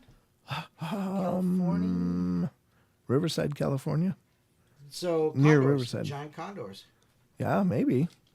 They're I don't just know. Giant vultures. I don't know why people think they're so cool. Yeah, I don't. Just that there's not many of them, I guess. Well, that's true. Yeah. And there's one less now. Well, they didn't even find a feather though. Well, Should have been at least one feather, don't you you think? would think. I'd think so. What do we got? One would thinketh. 45. We got 15 minutes. We still got another story in here. We got another one we can hit, Don. Because in October 4th, 2023, Colorado teams witnessed Bigfoot beating a large dog. Wow. which is sad. I mean, that kind of stuff makes me sad, you know. So Bigfoot decided to be Foghorn Leghorn for a day. Yeah, exactly. Now here, boy, here, see here, boy. Yeah, maybe. But, you know, the thing is that it's long been attributed to Sasquatch to either just take out dogs or to eat dogs. Mm-hmm. They don't like dogs very well, and I think they like them hot. I don't think they care. They just like them dead. Because I think it may be because, of course, dogs can hear them, even when they're being silent to us. Right. The dog will let us know anytime something like that is near, and it takes away a lot of their ability to be stealthy. So I think that's one of the reasons they just know to take out dogs. But the other reason is because generally dogs stick to a small area, and that's the low-hanging fruit when you're something surviving in the wilds of the earth. SoCal Squatcher says maybe it was beating a dog man. Yeah, maybe. That's a good point. Yeah. 2 Golden, Colorado teens sneak out of their homes at night, and they approach a recreation area and are shocked as they observe a Bigfoot literally beating a dog with a stick. Oh. Get the stick, stupid. Yeah. Stick. Why isn't it fetching? It's because you're clubbing it instead of throwing it. It was 1978 and 20 miles from west of Denver in Golden, Colorado. This is right before my family moved to Montana, and I and a buddy of mine were 16 years old at the time. What we did was we kind of snuck out of the house at night, you know. This was on Lookout Mountain Road, and we came around the corner, and there's a recreation area on the right side. They have company picnics in there, a baseball diamond, picnic tables, etc. There was this tall creature standing near the pitcher's mound, beating a large dog with a stick. This thing was at least 8 feet tall, and it wasn't human.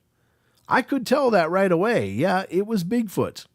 The dog was either unconscious or actually dead. Right across the street is the nature center, and there's a big stone gate, and there is a very strong Chinook wind blowing. I don't know what that means. We get behind the gate, and we're watching this scene, and it's got the dog by the tail, and it's beating the dog on the head, and it had the dog in its left hand and the stick in the right, holding it out, you know? I turned to my friend and I whispered, I forget what I whispered. I think I said, "Can you believe this? This thing turns its head towards us like it heard me whisper." We had to be at least 100 yards from it. Maybe the heavy wind allowed my voice to carry, and we were downwind from it. It suddenly took off running and must have covered 200 yards in 5 seconds or so. After several minutes, we walked over to the dog, and by that time, the poor thing was mangled and dead. About an hour later, after retrieving a shovel, we buried the dog in the woods, and there was no collar or identification on it. We had no idea why Bigfoot was beating a dog. After all these years, my friend and I still talk about this incident. Yeah, I think they must have incredible hearing. But a whisper at a couple hundred yards? Really? Yeah, that's or 75 yards or whatever. awesome hearing. Yeah, that's scary good. So don't try to talk. They won't hear you. Don't speak. Yeah. I know what you're saying. Whatever the case is. Yeah, that's a scary kind of story, though. Yes, it is. I don't know why it's sad that that could have been somebody's pet, and that's a heartbreaker. Well, yeah. You know what I mean? We love our animals. We love our babies. And when they're gone or taken from us, it's an absolute heartbreaker. That's true. Yeah. Yep. So let's see if we found a short one here. Here's another juju story. This one's short too. Here we go. What's a juju story? Walking Dead juju, as a matter of fact, Don. Okay. Encounter on Chicago's L train from October the 4th. Walking Dead juju. I don't know. There must be. I never watched The Walking Dead, but I imagine it's a kind of Walking Dead or something. But it was encountered on Chicago's L train. Okay. I imagine you can encounter all kinds of stuff on Chicago's L trains. A Chicago resident is on the L in Chicago when a large African-American man boards, and immediately the eyewitness knows that this is an undead being sent to kill. I received the following account. I was riding the L in Chicago going to a rock and roll concert on the train, and sitting 2 or 3 seats out from the door, in walks this large African-American gentleman. I worked in healthcare for 22 years, and I know that man, as long as I've been alive, he's been dead. I looked up at him. His hair's kind of matted. My blood just ran cold. I looked up and his ears were sewn shut. His eyelids were sewn shut. Oh. His nose, his mouth, everything was sewn shut. And I'm sitting there just looking at him, and I'm freaking out inside, and I'm thinking, God, please let him not be here for me. He rode for about 2 or 3 stops and then got off, and am just terrified out of my mind. So I got to the show, see some of my friends, and talk a little bit, and they're like, man, I don't even know what that is. I'm like, it's The Walking Dead. Ghosts, I get, but The Walking Dead, that's not right. That's not natural. Oh my God. There's no way that you could not see it. I'm sitting there and I'm looking at it, and I was thinking, glove to glove, God, Gabriel, all the angels, please watch over me right now. He walked right off the thing. So I went through and looked it up, and there was actually a popular zombie. It was the Juju, and it was probably sent by some black practitioner out to go and do one thing, and that is to kill somebody. Note, for the most part, this is Lon's note, voodoo is used for good magic or white magic. Juju is used when it comes to black magic. In certain Creole and African practices, Juju has derived its name from the French word juju, which means toy, and is performed to capture supernatural powers into an object. In this case, a possible undead being. Yikes. That is really, really creepy. That is. So, again, truth is stranger than fiction, right? Oftentimes my God, I don't know. The whole zombie thing just freaks me out anyway. It's about the most horrible thing, to see somebody's body walking around, either on just a kill streak like the zombie movies, or in this case, a named weapon. It's a named weapon. And that's horrible. So the thing had its eyes sewn shut, its mouth sewn shut, its ears sewn shut. This guy works in healthcare. He recognizes that whatever that is, it's been dead for a while. And there it is, walking on the train and then, going on its way. Oh, that's crazy. Wouldn't you almost be compelled to follow, though? What? Wouldn't you? No. I mean... well, okay. I don't know. Yeah. You got to think about it. That's Yeah. probably the only time in your entire existence you're going to see something like that. So, I mean, I wouldn't want to watch it go after somebody. That would be absolutely horrifying. But where is it going? What's it doing? How is it navigating? Yeah. I mean, I don't know. I don't know. I have this sense of curiosity. I'm not sure that I would, but I'd be at least tempted to. Oh my goodness, somebody's on the phone. Somebody's on the phone. Let's answer the phone. No, I'm on the phone. That's it. It's just me. Oh really? Yeah. Oh. Yep. Huh? Yeah. No, it's just me. Did somebody say they were calling in? Maybe I misunderstood it. Chinook wind is a warm western wind. Thank you, Rachel. Yep. I appreciate that. I never heard of the word Chinook wind. Well, it's just like El Nino, Sure. It's that's a storm that comes up. That's a weather system right there. It is. All right. Well, I tell you what, we've reached the end of the journey tonight, folks. Yeah, we're done. Yep. We are done. Stick a fork in done. He's done. Yep. And thank you all for being here, of course. As always, it's always a lovely adventure to get to do these shows with you. Come back on Friday night. I'll be here, and Sheldon will be here, and we'll tear into another extraordinary night of paranormal fun and goodness. You doing tool time over there? What is that? No, that's what a juju says. That's how she okay. says goodnight. Oh, okay. Don's fluent in juju. I guess so. All right. All right. All right, that's it for us. So anyway, remember, we love you all. Be good, be kind, be nice, take care of each other, help each other out, find the magic in every day, and remember to laugh as much as you can. And hopefully we've helped you do some of that tonight. So And don't forget to hit the like button. hit the like buttons before you go. My God, don't leave David's us. coming to visit you. David? Yeah. Oh, okay. Yeah. From the ghost box. From the ghost box. Oh, yeah, David. Yeah, I was like, wait, who's David? What the hell? I don't know. I'm not tracking real well. Wow. Still fighting a virus here, for God's sakes. All right. That's it, guys. Take care. Have a great rest of your week, and we'll see you on Friday. Good night. Celebrate the weekend. Celebrate the weekend. All right. Good night, everybody. Good night.